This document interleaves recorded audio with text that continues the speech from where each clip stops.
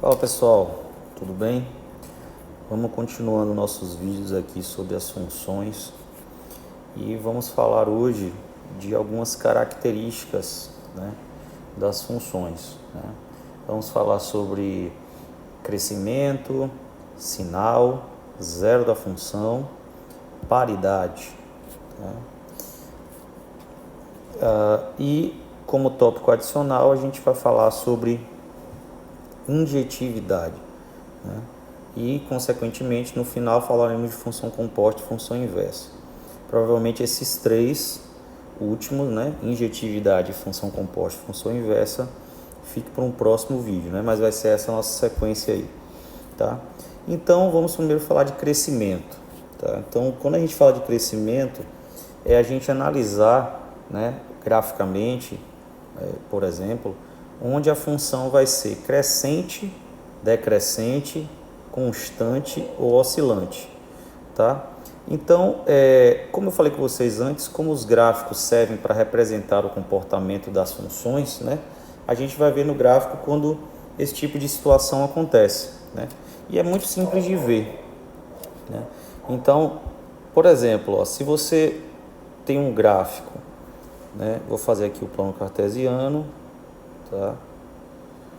Então, se você tem um gráfico, tá? Deixa eu logo copiar esse plano cartesiano aqui, eu vou fazer 3 aqui. Então, duplicar de novo. Aqui. Então, o que acontece, quando você tem um gráfico, que você percebe, que quando você anda da esquerda para a direita, o gráfico está subindo, não importa como ele está subindo, se ele está subindo em linha reta, ou se ele está indo curvado, como eu estava fazendo aqui antes, você percebe que ele está o quê? Subindo da esquerda para a direita. Então, gráficos aqui desse jeito, funções que têm esse comportamento são chamadas de funções crescentes. Certo? Já se você vê o gráfico fazendo algo assim, da esquerda para a direita, você vê ele descendo, certo? A função já tem um comportamento que a gente vai dizer que ela é decrescente.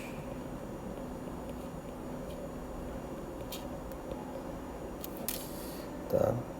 E observe no último aqui, se você vê uma função que da esquerda para a direita, ela não sobe nem desce, ela fica sempre horizontal, a gente vai ter uma função constante. Deixa eu só destacar aqui o decrescente, que a gente vai ter uma função constante. Mas obviamente nem toda função, nem todo gráfico de função vai ter apenas um desses comportamentos, Então o que acontece? Se eu tiver uma função que tem mais de um desses comportamentos, ela vai ser chamada de oscilante. Vou fazer aqui um desenho só para vocês terem ideia do que eu estou falando. Algo bem simplesinho aqui, tá?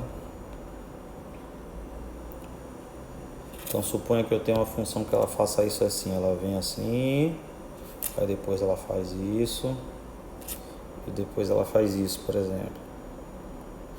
Professor, tem função que faça isso? Tem.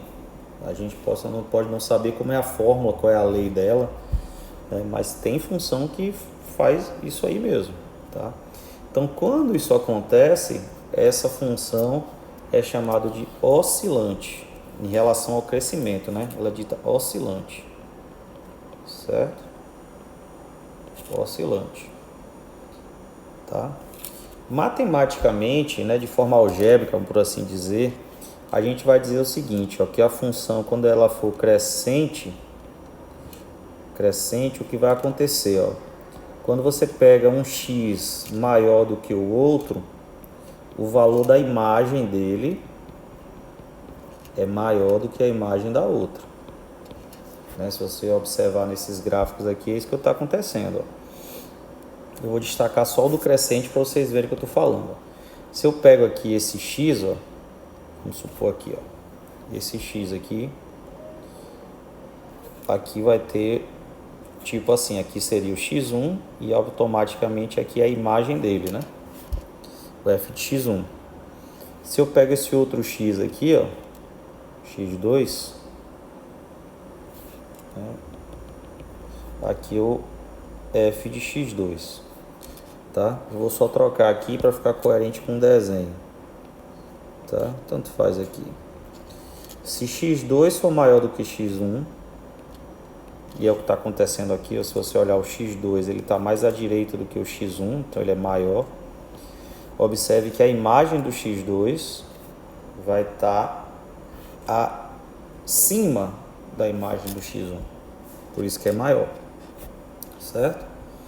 Então, o mesmo que acontece aqui, de forma, vamos dizer assim, análoga, a gente pode escrever aqui.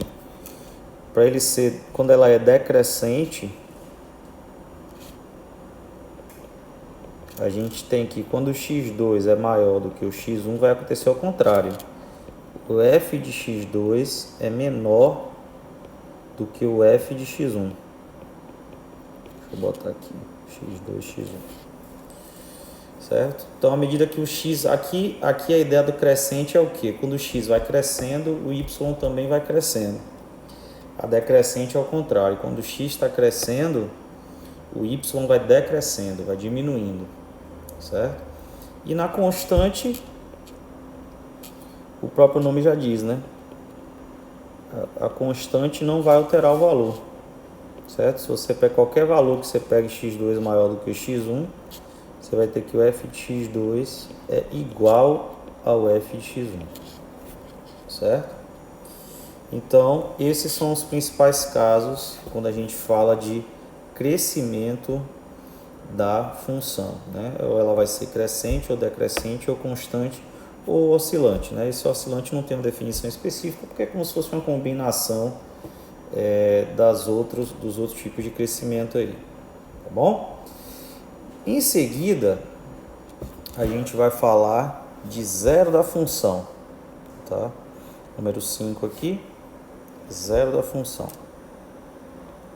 Opa, vou botar aqui, ó, zero ou raiz da função. Então, gente, o que acontece é o seguinte, ó. O zero da função são aqueles valores do domínio, né? Você tem uma função aqui, certo? Não tem problema aqui. Você tem uma função de A para B aqui, né?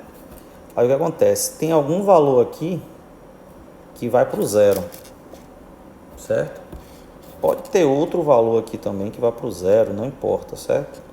Pode ser que seja um só, pode ser que estejam dois, pode ser que não estejam, certo? Então, esse valor é o que a gente chama de zero da função. No caso, é esse valor aqui, ó, certo?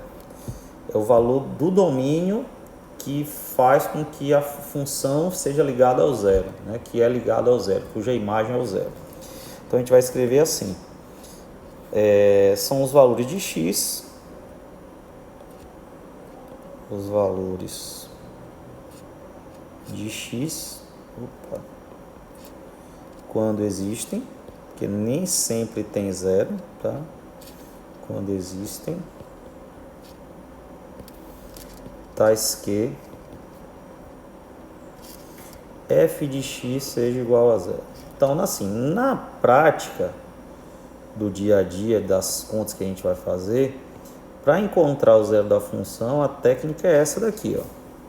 Você pega a função igual a zero e resolve a equação que aparecer lá para encontrar esse zero da função, certo?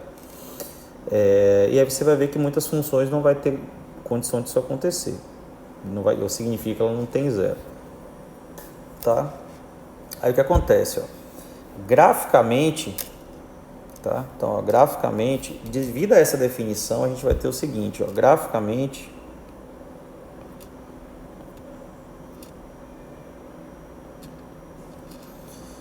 os zeros da função, ou chamado de raiz também, gente, são as interseções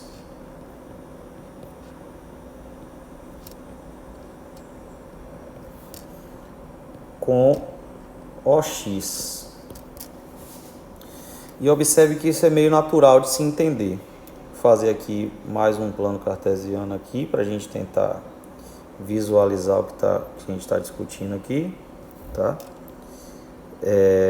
Então observe. Vou fazer um gráfico aqui. E nem sempre, obviamente, ele vai ter vários zeros, tá? Mas imagine esse gráfico aqui, ó. Ele vai fazer isso, tá, linha reta mesmo. Depois faz assim. E depois faz assim. Vamos supor, tá? Faz isso. Então observa aqui comigo, ó. Neste ponto aqui, ó, neste aqui e neste aqui, observe o valor de y é zero, né? Então, tipo assim, ó, a função aqui nessa parte ela tá lá em cima, né? Observe aqui nessa parte, ela tá lá em cima, ela tá descendo, né? Então, quando ela tá descendo aqui, os valores de y estão descendo também. Quando ela chega aqui, o valor de y vai ser zero, certo? Aí ela continua descendo. E aí, à medida que ela vai depois subindo, ó, nesse caso, ó, ela vai bater de novo aqui, que é onde vai ser zero, certo? Então, é meio fácil de ver isso, né? Eu espero que seja fácil de vocês verem. O y, em cada ponto desse aqui, né? A gente viu isso quando a gente estava marcando lá os pontos no plano cartesiano. Quando o ponto é marcado no eixo x, o valor da ordenada dele, né, que é o valor do y, é sempre zero. E lembre-se, né, que toda função y é f de x, né? Então falar y, falar f de x é a mesma coisa, certo? Então graficamente o zero da função são as interseções quando elas têm, né, com o eixo das abscissas. Então aqui é uma raiz, aqui é outra raiz e aqui é outra raiz. Então nesse caso essa função tem 3 zeros, né? Possa ser que eu tenha uma função que não tenha zero nenhum. Zero não quer dizer que não tem gráfico, tá? O gráfico é uma coisa, o zero é outra. O zero é só entre aspas, né? Onde a função intercepta o eixo x. Mas eu posso ter uma função aqui, por exemplo, ó, que essa função não corta o eixo x, tá? Então, opa, deixar assim. Então, eu tenho uma função que não tem zero. Se por acaso ela fosse aqui mais para baixo, ó, se ela fosse assim, ela já teria 2, né? Se ela fosse assim, por exemplo, ó, só tocasse, ela só teria 1, né? Mas, escrita desse jeito, né? O desenho desse jeito, ela não teria raiz, tá? Então, como eu falei com vocês, para a gente descobrir zero da função, vou colocar aqui dois exemplos com funções relativamente simples, né? Para a gente verificar isso. Então, para a gente descobrir o zero da função, a gente pega a expressão da função e iguala a zero e obtém a raiz.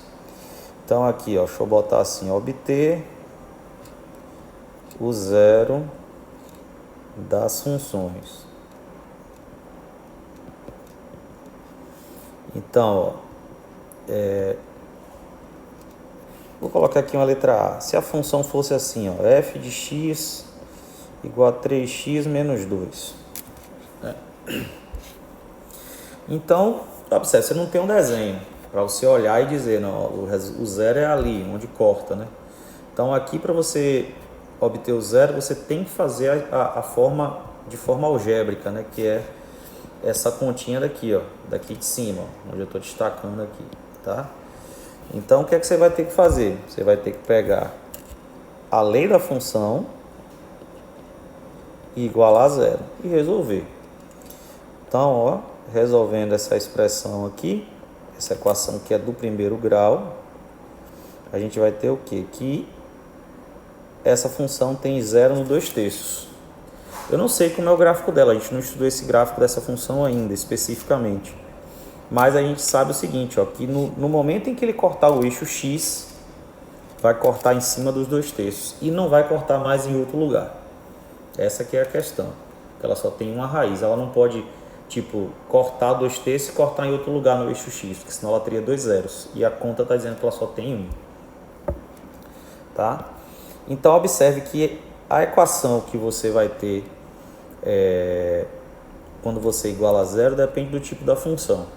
Nesse caso aqui, eu tenho uma função que a gente vai ver que é do primeiro grau, então a equação vai ser do primeiro grau. Então, numa letra B aqui, se eu tiver uma função do segundo grau, que a gente vai estudar também, tá? Mais especificamente, quando a gente iguala a zero, a gente vai ter uma equação do segundo grau. E aí, para a gente resolver essa, né, a gente vai usar a famosa fórmula de Bhaskara, né, porque a equação do primeiro grau é aquele método mais simples, né, que a gente já conhece há um bom tempo. Então aqui fica como, né? A gente geralmente faz o delta primeiro, certo? Lembrando aqui as fórmulas, né? Delta é b ao quadrado menos 4ac. Então isso daqui vai ser menos 5 ao quadrado menos 4 vezes 1 vezes 6. Lembrando aqui, né? Que o a é 1, o b é menos 5 e o c é 0, né? Ou c é 6. São os números que acompanham, né? O a é quem acompanha o x ao quadrado, o b é quem acompanha o x e o c é quem está sozinho. Então aqui o delta vai ser 25 menos 24, que vai dar 1. Certo? Então, se o delta é 1, agora a gente vai vir aqui para achar o x. E aí sim, essa que é a fórmula de Bhaskara, ó, menos b, mais ou menos raiz de delta, sobre 2a, tá? Então, quem que vai ser x? Vai ser ó, menos 5, mais ou menos a raiz de 1, que foi o delta que a gente achou aqui do lado, sobre 2 vezes 1, tá? E aí, gente, aqui a gente faz o que? A gente faz aquela separação do x1 e x2, certo? Vou fazer aqui em cima porque o espaço já está apertado aqui. Então eu vou fazer aqui, ó. X1 vai ser quem? 6 sobre 2, que é 3, né? Porque vai dar 5 aqui, menos com menos aqui vai dar mais, ó. Então 5 mais 1 da raiz, que é 6, dividido por 2 dá 3. E o x2 vai ser 5 menos 1, 4, sobre 2, que é 2. Então, o que acontece? Essa função, ela tem que ter duas raízes. Eu não sei como é o desenho dela, a gente não estudou ainda, mas o fato é que ela tem que ter, vamos dizer assim, uma subida e uma descida, porque ela tem que passar pelo 2, depois voltar o caminho que ela estava seguindo e passar pelo 3, porque ela só tem duas raízes, não tem mais. Certo? Então, raiz é isso aí, não tem muito segredo não, tá? A próxima característica que a gente vai ver aqui é o sinal, tá? Vou botar aqui o item 6, é o sinal. Gente, sinal também é muito simples. Quando a gente estuda, a gente sabe que todo número tem no máximo um desses 3 sinais. A gente provavelmente lembra de 2, né? Porque a gente esquece do 0. Porque o 0 é o que não tem sinal, né? Então, ou os números são positivos, ou os números são negativos, ou é 0. 0 é a ausência de sinal. Então, sinal da função é justamente isso. Você dizer onde a função é positiva, onde a função é negativa e onde a função é nula, que é o sinal do 0. O 0 a gente acabou de ver, a gente acabou de discutir aqui, né, graficamente inclusive, que onde a função bate no eixo y ou no eixo x é o 0 da função. Inclusive eu vou usar esse próprio desenho que está aqui, não vou fazer outro não, para essa parte de baixo aqui, ó. Então observe, ó, o que é que vai mudar? Não vai mudar nada. Para você estudar sinal aqui, você simplesmente vai fazer o seguinte: você vai observar onde o gráfico está em cima e onde o gráfico está embaixo. Observe que no eixo Y, para cima é positivo e no eixo Y para baixo é negativo. E em cima da linha é o zero. Por isso que esses pontos já estão destacados aqui, são o zero da função. Então observe, ó, no meu desenho aqui, se você olhar bem, ó, quando você vem daqui para trás, ó, o gráfico está em cima. Aqui também, ó, nessa parte aqui, ó, tá vendo? Ó, nessa parte aqui, ó, o gráfico está em cima. Então são ambos positivos aqui, certo? Agora, quando você vem aqui, ó, entre o x1 e o x2, o gráfico está para baixo. Então, negativo. E depois do x3 também está negativo, certo? Então, estudar sinal é isso. É você analisar o gráfico da função e dizer, nesse caso aqui, por exemplo, a gente escreveria assim: onde a função é positiva, a função é positiva o quê? Ó, quando o x está menor do que o x1, né? Esse x1, lembre-se que vai ser um número, né? Esses valores aqui vão ser números, como a gente encontrou aqui, ó, o 2, o 3, né? O 2/3, certo? E ela também vai ser positiva entre o x2 e o x3, certo? Que é positiva aqui nesse pedaço, ó. Eu vou destacar aqui, vamos dizer assim, com cores, ó. Deixa eu alterar as cores aqui dessa parte aqui, da parte positiva e da parte negativa, ó. Deixar positivo de laranja. Ela vai ser positiva aqui, tá vendo? E vai ser positiva aqui também, ó, certo? Já nessa parte aqui, ó, ela vai ser negativa, ó, porque ela tá vindo para baixo, tá vendo? Aqui também, ó. Então ela vai ser negativa aqui e vai ser negativa daqui em diante, certo? Então vamos escrever isso aqui, ó. Onde é que a função é negativa? Observe que é entre o x1 e o x2 e também quando o x for maior do que o x3. E observe que o zero é justamente em cima dos zeros da função que a gente viu lá no tópico anterior aí, ó. Em cima do x1, em cima do x2, em cima do x3, tá? Então, estudar sinal é muito simples, certo? Então, vimos até agora crescimento, zero e sinal, certo? E para a gente encerrar, falta a gente falar do tópico 7, que vai ser a paridade.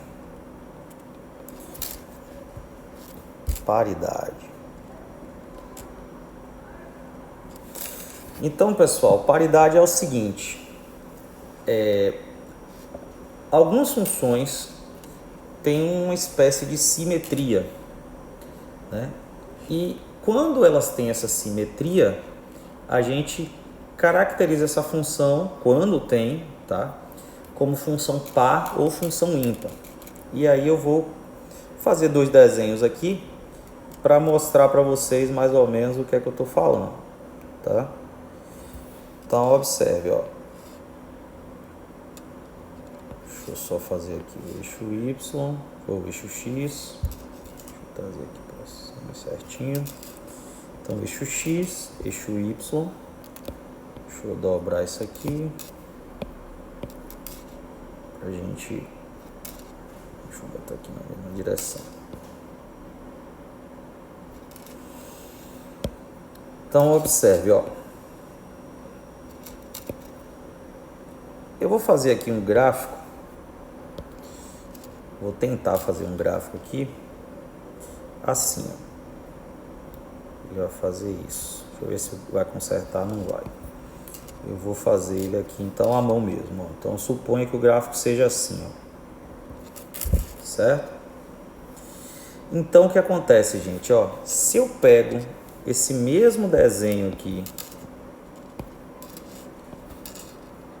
e arrasto para cá. É porque eu não vou conseguir fazer isso, tá? Eu queria, deixa eu ver aqui.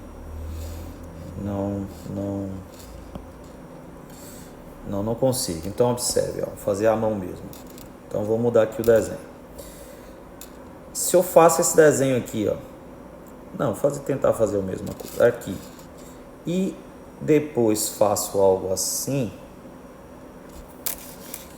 obviamente entenda que não está perfeito porque está sendo feito à mão, né? Mas observe que aqui você tem como se fosse uma simetria de espelho, né? Se você pega essa parte daqui e, vamos dizer assim, reflete, ela é igual a essa parte daqui, ela cai em cima dessa parte, né? Se você reflete ela daqui para cá, certo? Ela reflete. Então, quando isso aqui acontece, ou seja, quando você tem uma simetria, certo? No eixo Y, a gente tem o que a gente chama de função par. Opa. Aqui a gente tem uma função par. Já essa outra aqui, ó, eu vou também tentar fazer o desenho aqui. Vamos supor que ela faça isso. E do lado de cá ela faça isso, certo? Essa daqui, observe que não é simetria assim, porque se você pegar essa parte da direita e refletir para cá, ela cairia aqui, né? E o gráfico não está aqui, o resto do gráfico está aqui embaixo. Mas acontece o seguinte, ó, se você pega essa parte daqui e você rotaciona 180 graus, certo? Você vai, só mudar a cor para não ficar aparecendo a cor do gráfico aqui.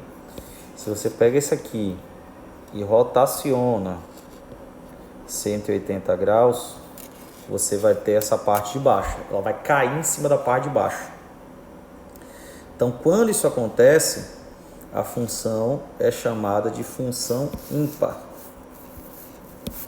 Deixa eu só apagar um pouquinho aqui para escrever, tá? Então, aqui a gente tem uma função ímpar.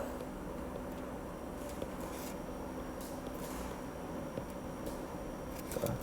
Então, geralmente, a função par, função ímpar, você vai identificar olha no gráfico, certo? Quando você vê uma reflexão no eixo Y, né? No eixo Y, você vai ter uma função par. Quando você tiver uma rotação na origem, certo? Aqui está rotacionando, né? Essa parte daqui está rotacionando e caindo aqui, certo? Você vai ter uma função ímpar. Algebricamente, né? Matematicamente, a gente diz isso daqui, ó, que a função é par quando f de menos x é igual a f de x. E a gente diz que a função é ímpar quando f de menos x é igual a menos f de x. No geral, quando você tem uma expressão e você quer provar se aquela expressão sem o gráfico é par ou ímpar, é esse tipo de conta que você faz. É meio improvável que vocês vejam isso no Enem, por exemplo, né? Mas de repente possa acontecer. Como assim, professor? Você pega uma função aqui, ó. Vou pegar duas. F de x igual a x ao quadrado. Essa função vai ser par. Porque se você faz f de menos x, o que é fazer f de menos x? É trocar o x por x ao quadrado. Então você vai ter, ó, menos x ao quadrado. Mas quando você faz isso, essa expressão dá x ao quadrado, porque elevado ao expoente par, o resultado fica sempre positivo, né? E isso é a própria função, né? Porque f de x é igual a x, ó, ao quadrado. Então observe, ó, se você conseguiu mostrar aqui que f de menos x é igual a f de x. Então essa aqui é uma função par, certo? Já essa daqui, ó, g de x igual a x ao cubo menos x. Se você fizer g de menos x, você teria menos x ao cubo, assim, né? Você está trocando o x por menos x, menos x. Como o expoente é ímpar, continua o menos aqui, e o jogo de sinal, menos com menos dá mais x. Observe que essa função que eu obtive aqui é justamente o oposto da g de x, que é justamente o que está acontecendo aqui, ó. Então essa daqui é uma função ímpar, tá? E possa ser que eu tenha uma função que não seja nem par nem ímpar, né? No geral, a grande maioria das funções são funções que não sejam nem par nem ímpar. Não quer dizer que ou é uma ou é outra. Quando acontece uma coisa é uma, quando acontece outra coisa é outra. Tá bom, gente? Então espero que tenha ficado claro para vocês os conceitos aí. E no próximo vídeo a gente termina essa parte de introdução à função, falando de função injetora, função composta e função inversa, tá bom? Um abraço e até mais.